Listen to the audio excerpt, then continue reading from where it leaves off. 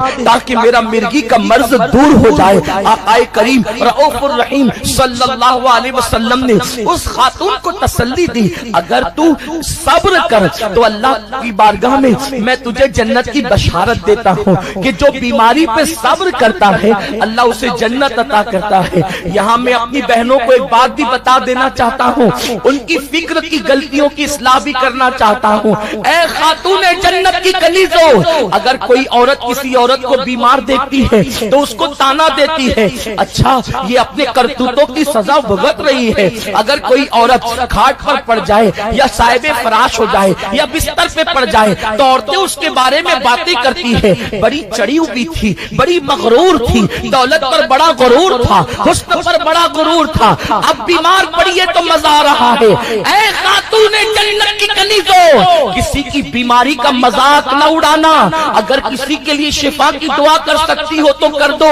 اگر کوئی خاتون مومنہ ہے اور تمہاری دشمن ہے اور بیماری میں مبتلا ہے تو اس کے لیے بھی شفا کی دعا کر سکتی ہو تو کر دو، لیکن کسی کی بیماری کا مذاق نہ اڑاؤ، اس لیے کہ میرے اور آپ کے آقا نے فرمایا اگر کوئی کسی کی مصیبت کا مذاق اڑائے تو اس وقت تک اسے موت نہ آئے گی جب تک کہ وہ اس مصیبت میں گرفتار نہ ہو جائے۔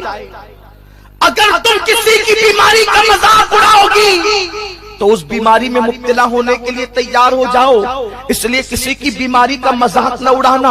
اور اگر اللہ نے تمہیں بیماری دے دی ہے تو بیماری پر واہویلا نہ کرنا۔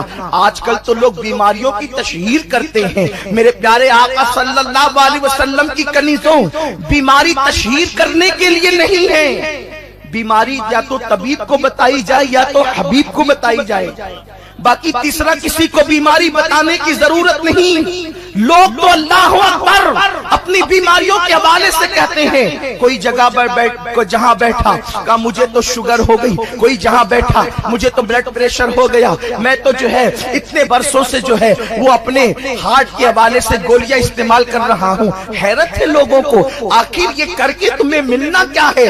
سنو یہاں بھی ایک بات عرض کروں، ایک مرتبہ کسی نے سر پہ پٹی باندھ لی اور سر پہ پٹی باندھ کر ماں رابعہ بصری کے پاس آیا۔ رابعہ نے پوچھا بیٹے سر پہ پٹی کیوں ہے؟ تو عرض کی امی جان بات یہ ہے کہ میرے سر میں آج درد ہے اس لیے سر پہ پٹی باندھی۔ تو کہتی ہے نادان، اللہ نے شفا دیا تھا تو اس کی تشہیر نہ کی، اور تھوڑا سا مرض کیا دیا تو پٹی باندھ کر اس کی شکایت کر رہا ہے۔ شکایت کرنے کی ضرورت نہیں، بلکہ اللہ اکبر۔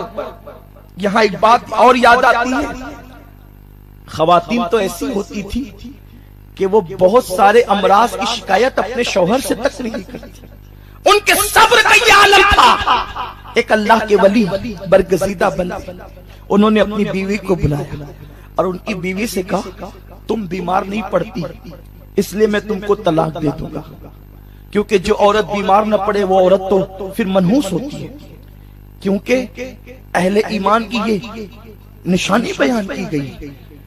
امام اہل سنت اپنے ملفوظات میں فرماتے ہیں کہ مومن کو 40 دن کے اندر اندر علت، قلت، ذلت اس کا سامنا ہونا چاہیے۔ علت یعنی 40 دن کے اندر اندر بیماری ہو۔ اب بیماری کا مطلب یہ نہیں کہ ہاسپٹل میں ایڈمٹ ہو جائے، بیماری کا مطلب یہ درد سر ہوا تو بھی بیماری، بخار آیا تو بھی بیماری، زکام ہوا تو بھی بیماری، پیٹ میں درد ہوا بیماری، مطلب کوئی تکلیف ہو۔ علت 40 دن کے اندر، قلت پیسوں کی بھی کچھ تنگی ایک آدھ دن کچھ لمحے کے لیے محسوس ہونا چاہیے، اور ذلت کوئی آپ کو رسوا بھی کرے۔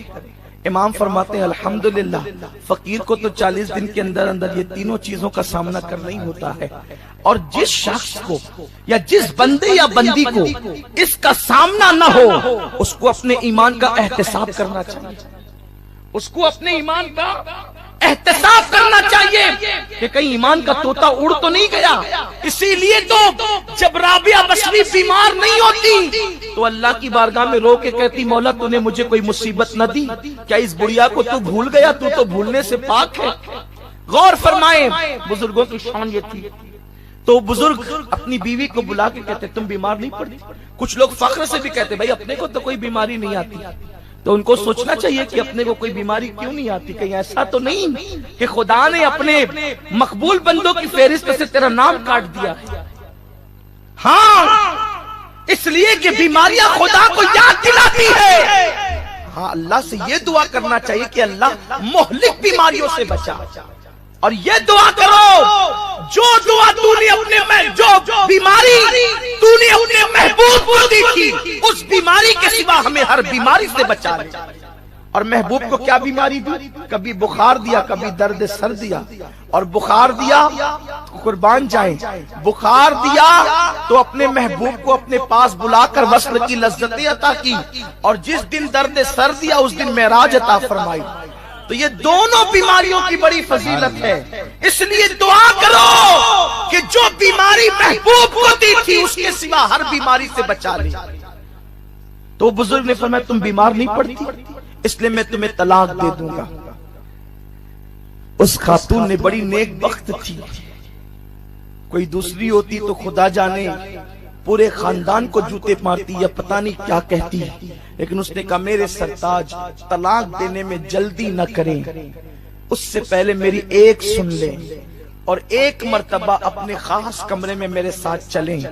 جس وقت وہ بزرگ کمرے میں تشریف لے گئے تو اپنی پیٹھ کے اوپر سے انہوں نے کپڑا ہٹایا، اور کپڑا ہٹایا تو کیا دیکھا کہ ان کی پیٹھ میں بہت بڑا زخم ہے جس میں کیڑے چل رہے ہیں. کہا سرتاج یہ میری بیماری ہے. تو شوہر نے کہا تم نے مجھے بتایا کیوں نہیں؟ تو اس وقت وہ خاتون کہتی ہے اللہ کی شکایت میں شوہر سے بھی کیسے کر سکتی ہوں. آپ اندازہ تو کریں ایسی عورتیں ہوتی تھی کہ بیمار ہو کر بھی وہ اپنی بیماریوں کو چھپاتی تھی. میں یہ نہیں کہتا کہ اپنی بیماریوں کو چھپاؤ، ڈاکٹر کو بھی نہ بتاؤ، لیکن یہ ان عورتوں کا تقویٰ تھا، یہ ان کی پرہیزگاری تھی. آج تو الیاذ باللہ عورتوں کی کیفیت یہ ہے بیمار نہیں بھی ہوتی ہے تو شوہر کے آنے سے پہلے جھوٹ موٹ کا بیمار بن جاتی ہے. کوئی سر درد کا بہانہ، کوئی تکلیف کا بہانہ، کوئی بیماری کا بہانہ. سن لو اللہ کے حبیب صلی اللہ علیہ وسلم کے فرمان کا مفہوم ہے جو جھوٹ موٹ کا بیمار پڑتا ہے اللہ اس کو ایسی بیماری میں مبتلا کرے گا کہ کبھی اس کو بیماری سے شفا نہیں ملے گی. اس لیے کبھی جھوٹ موٹ کا بیمار نہ پڑنا، اور اگر چھوٹی موٹی بیماری ہے تو اس کی تشہیر بھی نہ کرنا. اگر بتانے کی ضرورت پڑے یا تو کبھی گھر والوں کو بتائیں، یا تو کبھی قریبی لوگوں کو بتائیں، یا تو کبھی ڈاکٹر کو بتائیں تاکہ علاج ہو سکے. تو بہرحال عرض یہ